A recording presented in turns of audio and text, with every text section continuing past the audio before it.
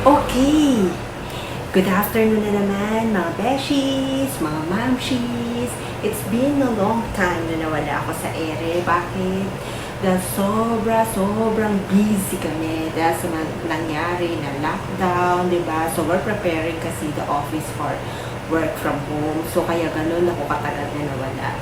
But anyway, nandito ako ulit para sa inyong lahat. So, magbabalik ako ulit, di ba? So, anyway, kumusta na tayong lahat ngayon? Ano ang naging buhay natin ngayong nasa enhanced community quarantine pa rin tayo? Ano ba yung mga bagay na na-realize natin? That it's been like 6 weeks na yata yung nakalipas. So, ano yung mga ginawa natin? May mga nagbago ba sa ating mga buhay? So, yun guys. So, for me, I have a lot of realization for this quarantine. First is, syempre, yung important of the following. Like, important of my relationship with God. So, yun yung pinaka-the best talaga na na-realize ko. That the most important thing is your relationship with God. It's not about the earthly things o yung mga bagay na so, yun. Kasi diba, right now, hindi naman natin kailangan yung mga maraming pera. Though, syempre, kailangan natin siya for our food, diba? Yun siya for our rentals, for our bills, but not for the super importance of money in our life. Kasi right now, kahit madami kang pera, wala ka rin namang magagawa eh. Kasi saan ka bibili ng mga gusto mo, diba? What we really need right now lang is a simple life, diba? Yung mga food, yun lang siya, medicine. After my 2 weeks yata yun or 3 weeks, I look down around me and I check on my shoes, I check on my dress, I check on my bags and everything. So, for what yung mga nandyan, hindi na pala natin sila kailangan. What we really need lang pala is isa lang, di ba? Yung relationship natin with the Lord, di ba? How we can communicate to Him in prayer, para at least how we could change ourselves to be selfless. Yun yung parang ang sarap lang talaga na pag-aralan yung salita ng Panginoon, na basahin siya everyday, mag-meditate ka, magdasal ka, tapos it changes yourself to be selfless with others, to humble yourself, to love others without asking for anything, di ba? Ganun siya. It changes also your relationship with your family, di ba? So, yun yung good thing.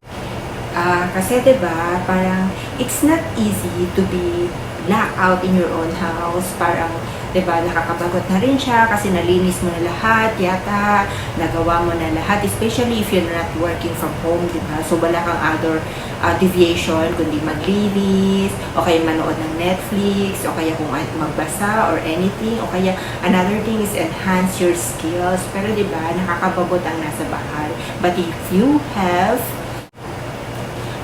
have God in your heart, parang you still feel the joy, the peace, the rest in the hands of God in your life, di ba? Parang sabi nga niya, do not be anxious for anything, but in prayers and supplication and thanksgiving. So, kung meron kang relasyon sa Kanya, kahit anong bagot, at saka if you feel like anxieties, depression, and worries, if God is with you, so your relationship with Him, you can stand fear. You will not be anxious of anything that will happen. So the next also is my relationship with my family. Sobrang na-appreciate ko yun because this lockdown, we tried to open up our own Bible study after the worship service yung Sunday. Yun, sobrang sarap lang talaga kasi ngayon, every Sunday na nagba-Bible study kami, we ask each other na parang, we ask ano yung mga things na dapat namin baguhin for ourselves, ano yung mga things na dapat namin stay, di ba? So, naging bold kami to share with our family. And it helped us to change our relationship. It helped us to see the future in the hands of God. it opens also our hearts not to run or kaya magreklamo, di ba, na we don't have food in the table, mga ganun siya, mga makisama sa mga media, kung ano yung mga reklamo na tao, hindi kami nabigyan ng ganito, ng ganyan. So, the feeling talaga na that we rest in the hands of God, parang it's not time for us to run, but to bring all our needs to God. The third also is our health. Isn't it that right now, we don't need na, di ba dati, paggising natin sa umaga, what we did is, kakain na tayo sa McDonald's, kasi syempre, pagpasok natin, wala pa tayong kain, tinatamad kasi tayo magluto, kasi super late tayo nagigising, di ba? And then, or we buy like Starbucks coffee, o kung ano yung mga unhealthy food, di ba, sa labas. But right now, the pandemic makes everyone, really makes everyone to be cautious about their health, di ba? Yung paghuhugas na lang nga ng kamay, di ba? So, lahat tsaka ng mga binibili natin, sinasabon pa natin, di ba? And the best is, we now engage in our health, especially for the food that we eat, we suit to eat na talagang healthy siya, the food, di ba? Mga ganun siyang veggies, mga ganun siya. So right now, we realize na no need for us to eat pizza every day. No need for us to eat burger every day. Kasi nga, diba, puro lutong bahay tayo ngayon, diba? Because we really need to be healthy. And not like that din. Kasi yung mga stores, hindi rin naman sila open, diba? They are open, but you really need to go to them pa to buy. Syempre, medyo takot tayong lumabas right now. So, diba, pag tinignan mo, the simplicity of life. So, yun siya guys, di ba? Na ang sarap lang talaga.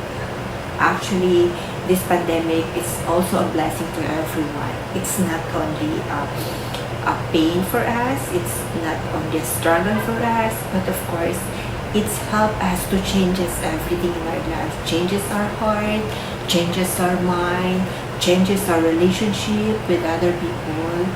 Di ba? So, yun yung mga maganda na for me, I usually have my workout pa every day before I work. Kasi I'm working from home right now. So, after I wake up, doing my devotions, the next thing is, syempre, I need to work out before I eat my breakfast. So, yun siya. So, sobrang masaya lang siya kasi you will also discipline yourself right now, di ba? It's start disciplining yourself para pagpasok mo, di ba? Pakukuha mo pa rin siya. So, ang last ko, which is the number 4 is saving. Syempre, we realize now what's the importance of savings, diba? Because if you did not save for money for this time, so what will happen for us, diba?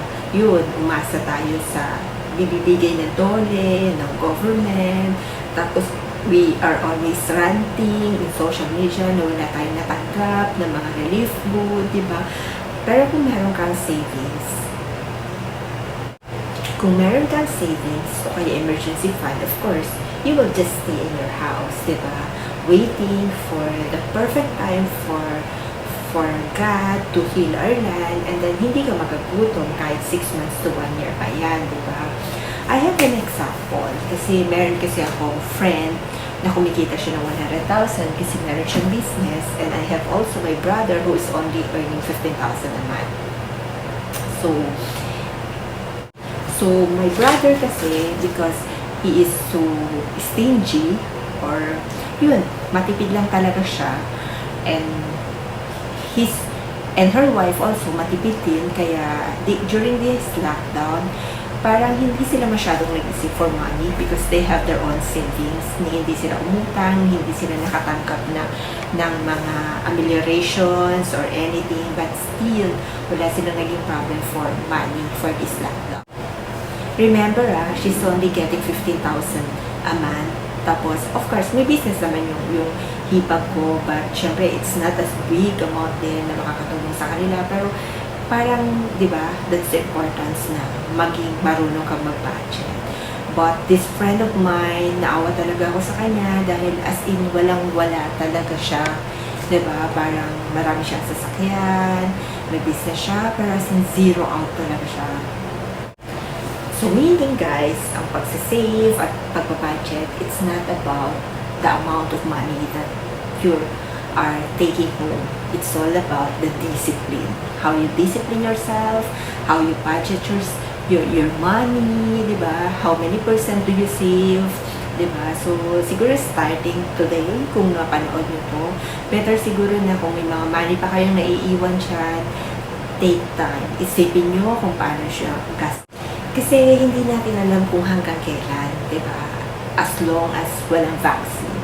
It's only God knows kung paano to maaayos tong pandemic na to. So, and after this, after ng quarantine, of course, we really need to pay na for our bills, mga utilities. Pero if you have money right now na, siguro it's better to pay for your bills. Huwag nyo lang antayin pa. Kasi, syempre, magpapatong-patong yan. So, ang hirap ng magbayad. And then, start. So, make a point right now to start a new life. Siguro, you need to save at least 10% or 5% of your income every month. Siguro you cut whatever things na hindi nyo naman masyadong kailangan. You just focus on food.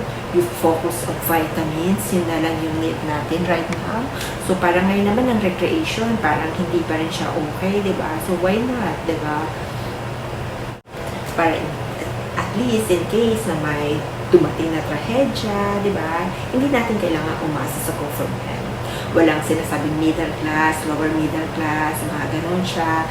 Tapos magrarant ka na yung binabayad mo na tax, kailangan ibalik sa iyo. So, parang, di ba? If you have savings, there's no need for you to act like that, di ba? What we will do only is to rest in the hands of God. So, bring everything to God, ganun lang siya.